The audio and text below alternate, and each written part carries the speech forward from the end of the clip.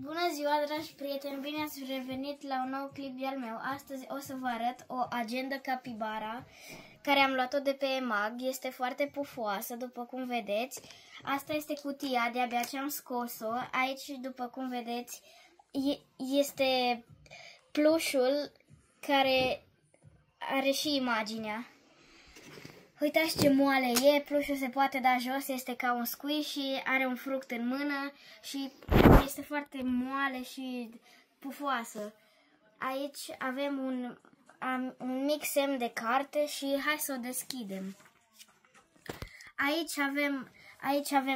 Aici avem pagini diferite. Uitați.